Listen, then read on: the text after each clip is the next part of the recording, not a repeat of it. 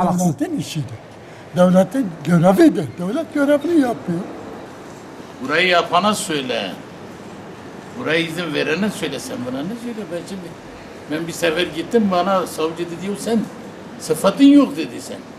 İmam değilsin, muhtar değilsin, sen ne konuşuyorsun dedi. Halk para etmez.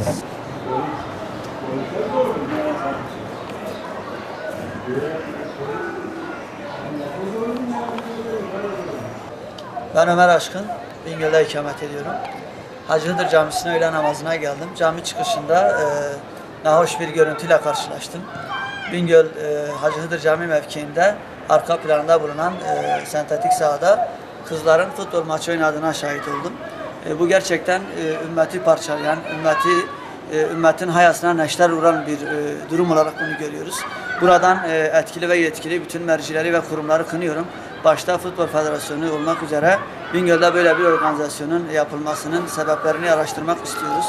Bu ümmetin kodlarıyla oynamaktır. Bu halkımızın değerleriyle oynamaktır. Kadın yaratılış gereği, fıtratı gereği nazik ve kibar bir vücuda ve yapıya sahiptir. Böylesi birebir ikili mücadelelerin olduğu sporların kadınlardan uzak tutulması gereken sporlar olduğunu düşünüyoruz. Bir omuz omuza mücadele, bir ayak kırıklığı vesaire bu işin sadece sağlık boyutu.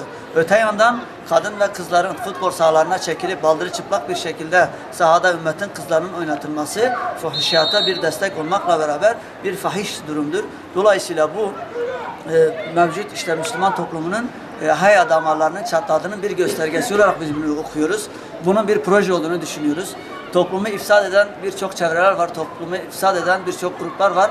Öte yandan ıslah çalışmaları yapanlar terörize edilirken ifsad çalışmaları böylesine kızlarımızı, bacılarımızı, ümmetin kızlarını baldırı çıplak bir şekilde birbirleriyle mücadele ederek erkeklerin seyrinde, hele bir cami avlusunun balkonunda, bir cami avlusunda namazdan çıkaraktan baldırı çıplak kızları ümmetin gözünün içine soka bu şekilde etkinlik yapmaları gerçekten büyük bir faciadır. Buradan tüm İslami kurum ve kuruluşlara, Diyanet İşleri Başkanlığı başta olmak üzere alim ve ulemaya sesleniyorum. Bu ciddi bir sorundur. Kızların halı sahalarda, top sahalarında futbol oynamaları ciddi bir sorun. Bingöl halkı bunu kabul etmez. Denize maya çalıyorlar, maya tutmaz. Bingöl halkı gereken tepkiyi verecektir. Biz bunu şiddetle kınıyoruz. Biz kızlarımızı baldırı çıplak bir şekilde sahalara sürmüyoruz. Kimin namusu, kimin hayası, kimin şerefi el veriyorsa gitsinler yapsınlar, bizim kızlarımıza, bizim ilimize dokunmasınlar. Bu ciddi bir problemdir, ciddi bir sorundur. Biz yani şunu sormak istiyorum son olarak, şunu söylemek istiyorum. Nasıl damarlarımıza nasıl bir kan, kalbimizde nasıl bir iman taşıyoruz ki bu görüntüler bizi acıtmıyor, bu görüntüler bizi incitmiyor. Allah var, hesap var, mizan var.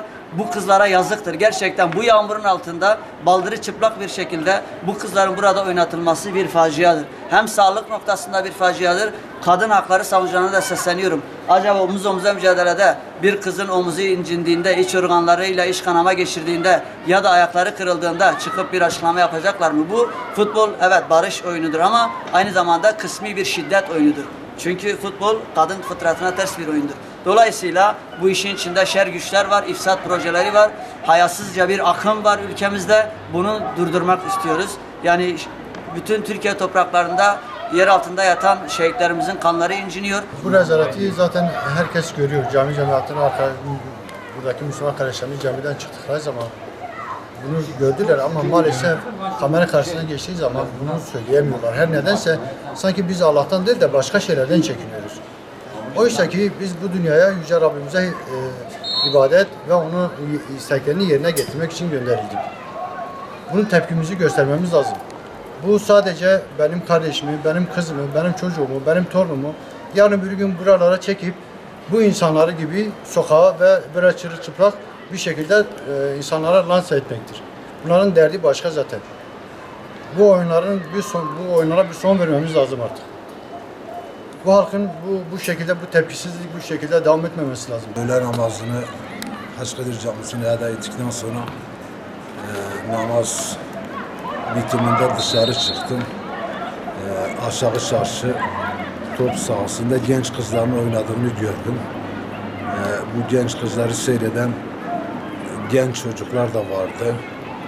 Bu genç kızların soyularak genç erkeklere seyredilmesi gerçekten bunları programlayan, bunu bunu ileri süren, bu manzarayı insanlara şey yapan, empoze eden yetkileri kınıyorum. Bu Bingöl'ümüz muhafazakar il olarak biliniyor. Bu kabul edilecek bir durum değildir. İnsanlarımız Allah'a, peygambere inandıklarını söylüyorlar. Fakat bu tür işleri de yapıyorlar. Toplumun benimsemediğini, inancımıza ters gelen bu hadiseleri yetkilerin mutlaka şey yapması lazım, ilgilenmesi lazım. Yetkilerimiz bu biricik kızlarımızın soyulup ortaya atılması bu spor değildir. Bu o çocuklarımıza yapılan bir ihanettir.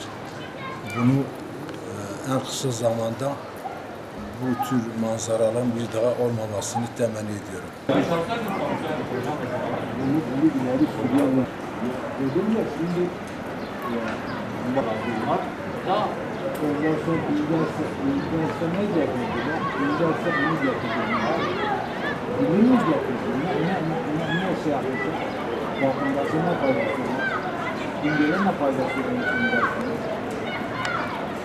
Neyin icap ettiler? Nefsin özgürlüğünden başka bir şey yaramaz. İşte yaptıkları şeyler